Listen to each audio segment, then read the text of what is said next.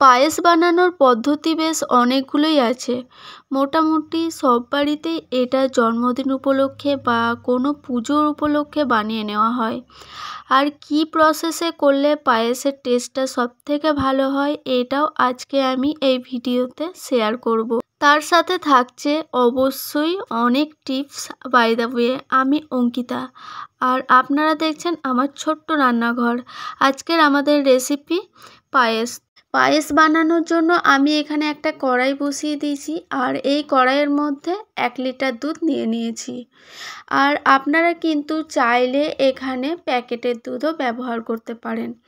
তো বন্ধুরা দেখো, এখানে আমি আর একটু দুধ নিয়ে নিয়েছি, মানে এখানে 1 লিটার দুধ ছিল, তো দুধটা দেখো আমি এর মধ্যে কড়াইয়ের মধ্যে নিয়ে নিয়েছি। এরপর আমি একটা খুন্তির সাহায্যে এটাকে আমি একটু ভালো করে নাড়াচাড়া করে নেব। আর গ্যাসের ফ্লেমটা কিন্তু একদম হাই করে রাখতে হবে। আর যদি দুধটা গরম হয়ে যায় তখন কিন্তু লো টু মিডিয়াম ফ্লেমে রাখতে হবে। তো বন্ধুরা দেখো, আমি কিন্তু এখানে চালটা ধুয়ে নিয়েছি ভালো করে পায়েস বানানোর জন্য। আর এটাকে বারবার এটাকে ভালো করে নাড়াচাড়া করে নিতে হবে। তো দেখো আমার চালটা কিন্তু ধুয়ে আমি রেখে দিয়েছিলাম আধ ঘন্টা মতো, আর চালটা অনেকটা জলটা ঝরে গেছে। আর এইদিকে দেখো আমি চালটার মধ্যে দিয়ে দিচ্ছি এখানে ঘি।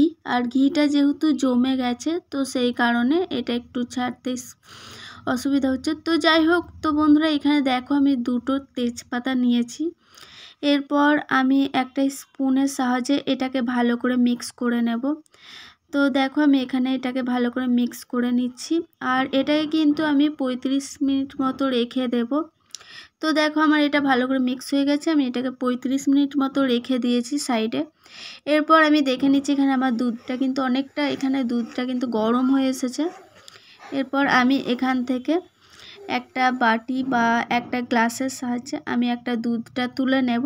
তো বন্ধুরা দেখো এখানে দুধটা কিন্তু অনেকটাই গরম হয়ে এসে আর ফুটে এসছে। তো দেখো এরপর আমি কিন্তু গ্লাসের সাহায্যে আমি এটা কিন্তু অনেকটাই ফুটে এসে দেখতে পাচ্ছ। তো দেখো আমি গ্লাসের সাহায্যে বা একটা কাপের সাহায্যে বা একটা বাটির সাহায্যে এটা নিয়ে নেব। তো আমি এটাকে অন্য একটা পাত্রে দুধটাকে রেখে দিয়েছি। এরপর যে প্যাকেটের দুধ হয় আমুল, তো সেই প্যাকেটের দুধটা এখানে, মানে গুঁড়ো দুধটা এখানে নিয়ে নিচ্ছি পুরোটাই। এরপর আমি একটা স্পুনের সাহায্যে এটাকে ভালো করে মিক্স করে নেব। তো দেখতে পাচ্ছ আমি এটাকে ভালো করে মিক্স করে নিয়েছি। আর এদিকে দেখো দুধটা কিন্তু অনেকটাই কমে এসেছে।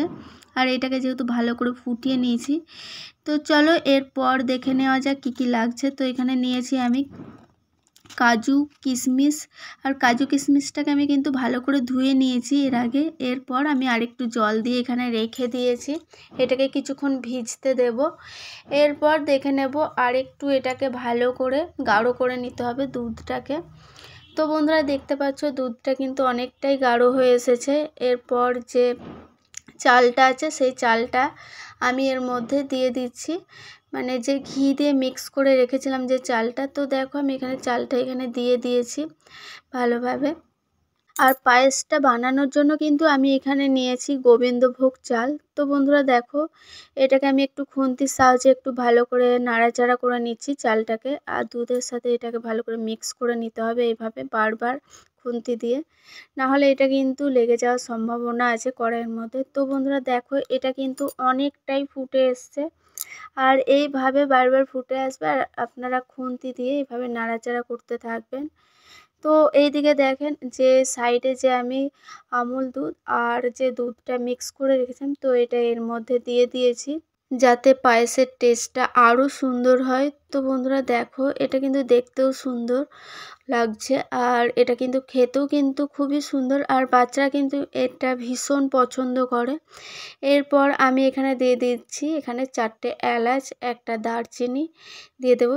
আর এর স্মেলটা কিন্তু খুব সুন্দর আসে। তো বন্ধুরা দেখো এটাকে আমি আর একবার ভালো করে একটু সবগুলো মিক্স করে নাড়াচাড়া করে নিচ্ছি। এইভাবে তোমরাও বারবার নাড়াচাড়া করে নেবে। এরপর আমি এখানে দিয়ে দেব চিনি। আর চিনির পরিমাণটা কিন্তু তোমরা স্বাদ অনুযায়ী দেবে। তো দেখো আমি এখানে কিন্তু চিনিটা নিয়ে এরপর আমি এখানে দিয়ে দিচ্ছি আর দেখো চালটাও কিন্তু অনেকটা ফুটে এসেছে, আর এটা কিন্তু গাঢ় হয়ে এসেছে পায়েসটা। এরপর দেখিয়ে দিচ্ছি তোমাদের, এই যে নাড়াচাড়া করে নিচ্ছি, আর পায়েসটা কিন্তু অনেকটাই গাঢ় হয়ে এসেছে। একটুখানি নাড়াচাড়া করে তারপর আমি এটাকে নামিয়ে নেব। তো বন্ধুরা দেখো এইভাবে পায়েসটাকে বারবার নাড়াচাড়া করতে হবে, আর এটা কিন্তু লো ফ্লেমে রাখতে হবে, না হলে এটা লেগে যাওয়ার সম্ভাবনা আছে। আর এইদিকে দেখো পায়েসটা কিন্তু অলরেডি অনেকটাই হয়ে এসেছে। এরপর আমি কিন্তু সাইডে গ্যাসের ওভেনটা অন করে এখানে আমি ঘি নিয়ে নিয়েছি, সামান্য ঘি নিয়ে হাতার মধ্যে এখানে আমি কাজু আর কিশমিশটাকে একটু ভালো করে ভেজে নেব, জলটা ভালো করে ঝরিয়ে। যেহেতু আমি ওটা জল দিয়ে ভিজিয়ে রেখেছিলাম, তো সেই কারণে এটা দেখো আমি একটুখানি ভালো করে জলটা ঝরিয়ে নিয়েছি। আর এটাকে একটা স্পুনের সাহায্যে ভালো করে একটুখানি এটাকে নাড়াচাড়া করে নিচ্ছি। আর এটা যদি তোমরা চাইলে অল্প অল্প করেও দিতে পারো। তো দেখো আমি এখানে অল্প অর্ধেক অর্ধেক করে দিয়েছি, আর এটা কিন্তু আরও সুন্দর লাগবে।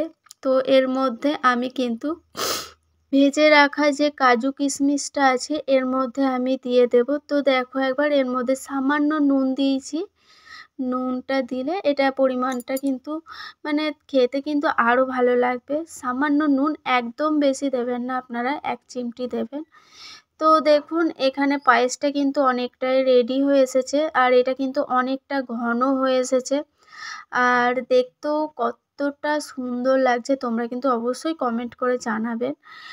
আর এইদিকে দেখো আমি কাজু আর কিশমিশটা এর মধ্যে দিয়ে দিচ্ছি সুন্দরভাবে। তো তোমাদের যদি ভালো লেগে থাকে অবশ্যই একটা লাইক করে দিও, আর আমাকে অনেক সাপোর্ট করো। ভালো লাগলে অনেক অনেক আমি বাচ্চাদের জন্য আরও টিপস নিয়ে আসছি, অনেক রেসিপি নিয়ে। তো বন্ধুরা দেখো এখানে কিন্তু আমি গ্যাসের ওভেনটা এবার অফ করে দিয়েছি, আর এইদিকে দেখো আমার পায়েস কিন্তু পুরোপুরি রেডি। তো এটা যদি ভালো লাগে অবশ্যই আবার কমেন্ট করো অন্য কোনো রেসিপির জন্য। আশা করি এই রেসিপিটা তোমাদের অবশ্যই ভালো লাগবে। ভালো লাগলে কিন্তু জানাতে ভুলবেন না। আমি অঙ্কিতা, আপনারা দেখছিলেন আমার ছোট্ট রান্নাঘর। আবার দেখা হবে নেক্সট এপিসোডে।